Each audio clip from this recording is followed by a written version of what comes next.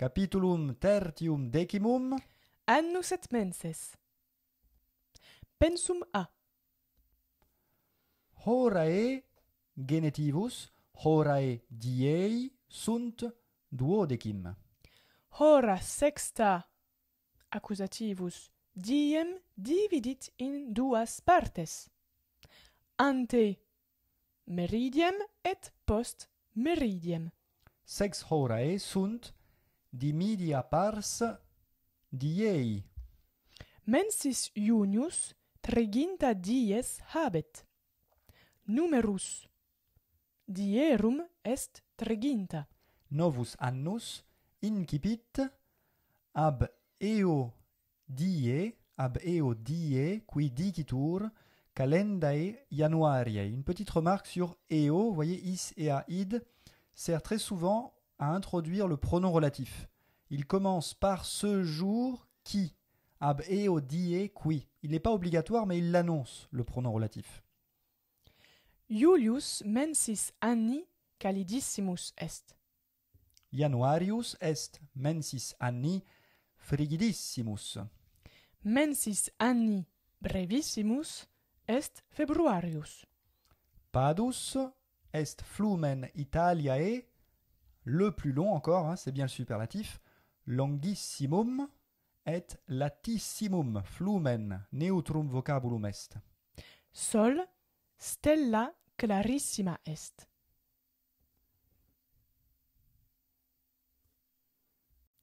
Pensum B. Januarius mensis primus est. December est mensis duodecimus. Ac postremus. Postremus vel etiam ultimus. Il n'était pas dans le texte, mais postremus ultimus, le dernier. Tempore antiquo, september mensis septimus erat. Nam. Ah oui. Alors, tunc mensis primus erat Martius. Tunc significat illo tempore vel temporibus illis. Nunc september mensis nonus est. Dies est tempus a mane ad vesperum. Mane non declinatur, vocabulum neutrum est, neque declinatur. Mane est initium diei, vesper finis diei est, et initium noctis. Dies in duodecim horas dividitur. Nocte, quid lucet nocte, luna et stellae lucent, neque eae tam clarae sunt quam sol. Sol lunam illustrat sua luce. Ea lunae pars, quae. Ah, vous voyez encore is et a id qui sert à annoncer le pronom relatif. Cette partie de la lune qui. Ea lunae pars, quae sole non illustratur, non clara est, sed obscura. Ver et, alors les quatre saisons, donc ver et autumnus, aestas et hiems sunt quatuor tempora anni. Aestas, nominativus, aestas, a mense junio, incipit, vel, incipit, Initium facit. hieme, non solum imber etiam pluvia, on l'avait rajouté, pluvia, hieme non solum imber, sed etiam nix de nubibus cadit. Montes et campi nive operiuntur. Aqua non tam frigida est, quam nix frigidior est, quam aqua.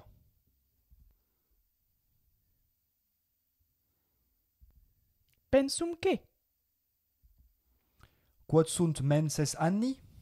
Duodecim sunt menses in anno.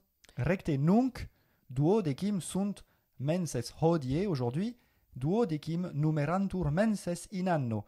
Sed antiquis temporibus. Ah oui, antiquis temporibus tantum decem menses erant.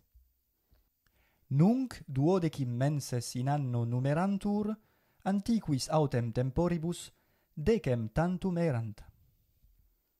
A quo Januarius nomen habet? A quo a Iano, Adeo Iano. Adeo Iano, Januarius nomen habet. Januarius nominatur Adeo Iano. Et quis est Janus? Janus est Deus qui initium facit anni, et finem anni quoque facit, itaque duas facies habet, quia una facies prima facies vertitur ad finem anni, et secunda facies ad initium novi anni. A Iano Deo nominatur Januarius, qui Deus duas facies habet. Qui Deus, hein, lequel Dieu, vous voyez, on a répété l'antécédent, Janus, lequel Dieu a deux faces, littéralement. Cur mensis decimus october nominatur, mensis october nominatur nomen habet a numero octo. Recte dicis, hoc sic est, quia antiquo tempore mensis october octavus mensis erat, quia illo tempore initium anni erat a mense martio. Quia antiquo tempore, cum initium anni a mense martio erat, is mensis octavus erat. Cur luna non tam clara est quam sol. Quia luna ipsa non habet lucem. Luna suam lucem non habet, sed lucem a sole accipit. Quia luna ipsa per se lucere non potest, sed lucem a sole accipit. Luna per se, la lune par elle-même ne peut pas briller, hein, c'est une expression per se. Qui dies anni brevissimus est. Ah, dies brevissimus anni est dies octavus ante calendas Januarias, id est ante diem octavum calendas Januarias. Voilà, donc c'est l'expression consacrée qui est très curieuse. Au lieu de dire le 8e jour avant les calendes, au lieu de dire dies octavus ante calendas, on met d'abord ante et tout ce qui suit est à l'accusatif. Ça donne donc ante diem octavum calendas Januarias. Qui dies aequinoctia dicuntur. Ah, primum quid est aequinoctium. Aequinoctium est dies quo nox aequa est atque dies. Nox tam longa est quam dies. Dic mihi Petre, cur dicis quo nox aequa est atque dies. Ah, dies quo, hein, le jour où, quo est ablativus temporis. Donc le pronom relatif, c'est quo, c'est bien un ablatif de temps, c'est normal. Hein. Ergo duo sunt in anno aequinoctia, est aequinoctium veris, ante diem octavum calendas apriles, et aequinoctium autumni, ante diem octavum calendas octobres. Aequinoctia ii duo dies sunt, quibus nox aequa est atque dies. Id est ante diem octavum calendas apriles, aequinoctium veris, et ante diem octavum calendas octobres, aequinoctium autumni. Une petite subtilité sur quibus, là vous pouvez l'interpréter de deux manières. C'est plutôt, le plus logique c'est de le comprendre comme un ablatif de temps, hein, ces 2 jours où, en français on dit plutôt ces 2 jours où, hein, quando, en fait on répond à la question quando, ablatif de temps, ça pourrait aussi se comprendre comme un datif, ces 2 jours pour lesquels la nuit est égale au jour. Voilà, on peut aussi le comprendre de cette manière. Quod tempus anni calidissimum est. Tempus aestatis calidissimus est anni. Ah, tempus calidissimus Oh, dixisti? pardon, calidissimum. Neutrum, tempus calidissimum. Aestate calidissimus est aer. Nam eo tempore dies sunt longissimi, solque altissimus in caelo lucet. Aer calidissimus est, hein, le temps est très chaud, on dit souvent, on emploie le mot air, on dit l'air est chaud pour parler de la météo. Quando nix de nubibus cadit. Ah, quo tempore anni? Mhm. Hieme, profecto, assurément. Hieme nix cadit de nubibus, et quid facit, operit terram arbores montes. Hieme nix de nubibus cadit, ac terram arbores montesque operit. Imber, quid est? Imber est pluvia, id est aqua quae de nubibus cadit.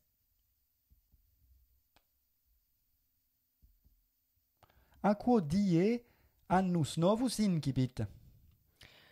Annus novus a calendis januaris incipit. A calendis januaris initium facit, vel lingua nostra a primo die mensis januari. Tout simplement, le 1er janvier, aujourd'hui on dirait plutôt primus dies mensis januari. Hic capitulum tertium decimum finem habet. Euge, bravo à tous. Euge, je vous rappelle, c'est du grec, mais on le dit aussi en latin. Et pour vous récompenser, quelques proverbes sur le temps. Sol lucet omnibus, ça ne veut pas dire que le soleil luit dans les transports en commun. Omnibus, c'est le soleil luit pour tout le monde, pour tous les êtres. Sol lucet omnibus. Omnes, qu'on verra bientôt, ça veut dire tout le monde. Omnes homines, tous les hommes, omnes feminae. J'ai oublié de préciser que les devises qui vont suivre se trouvaient, on les trouve sur les cadrans solaires, soit de l'Antiquité, soit plus récents, du Moyen-Âge, de la Renaissance, etc. Et souvent, c'est le cadran solaire lui-même qui parle. Sine sole, sileo. Ego sileo, une première personne. Quid significat silere? Silere significat Tacere. tacere. Ego sileo, sine sole. Moi, le cadran solaire. Sileo, je me tais. Sine sole, cum sol non est. Non lucet. Ita cum sol non lucet, non possum horas dicere. C'est logique. Une devise plus énigmatique, soli, soli, soli. Ça, c'est bien curieux. Sol, on va expliquer un peu en français parce que c'est plus compliqué. Sol, d'abord, c'est le soleil. Au datif, hein.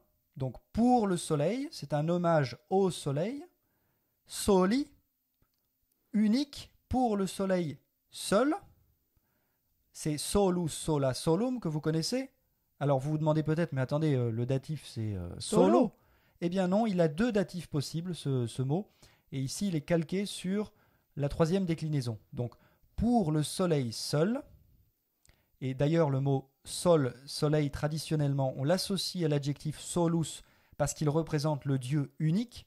On croit souvent que les païens étaient des polythéistes. En réalité, les philosophes païens disent bien que derrière tous ces dieux innombrables, il n'y a qu'un seul Dieu. Pensez à Apollon, le dieu du soleil. Apollon, en grec, ça veut dire celui qui est non multiple. Donc c'est le Dieu unique. Soli, soli, pour le seul soleil. Soli, et alors le dernier soli, c'est solum. C'est un mot neutre. Solum, ça veut dire terra. C'est le sol en français. Pour le seul Dieu de la terre. Pour le seul Dieu de la terre. Vita fugit, sicut umbra, hoc facile est. Vita fugit, vita it, ut umbra, sicut est ut. Vulnerant omnes, ultima necat. Omnes horae vulnerant. Toutes les heures blessent, vulnerare, blesser comme blesser à la guerre par exemple. Ultima hora necat, la dernière heure, tue. Toutes les heures blessent et la dernière vous tue. Et là, c'est encore le cadran solaire qui parle et qui dit ego non numero, numerare, non numero horas, nisi serenas. Je ne compte pas les heures, nisi, si non, si ce n'est, ça veut dire si ce n'est. Ego non numero horas, nisi serenas, horas, si ce n'est les heures qui sont sereines, nisi cum sol sine nubibus est. Évidemment, s'il y a de l'ombre, le cadran solaire n'indique plus les heures. Et sur ce cadran solaire, qu'est-ce qui est écrit alors? Ah, c'est juste, on va pas faire l'impasse là-dessus. On a deux proverbes. Hic duo sunt proverbia. Festina lente, un proverbe très connu. Festina lente, hâte-toi lentement, dépêche-toi lentement. Et puis, tempus edax rerum, une expression qui vient, je crois, qui vient des poètes et je crois plus précisément d'Ovide. Le temps, edax bien sûr de edere, le temps mangeur rerum des choses, le temps qui dévore toute chose.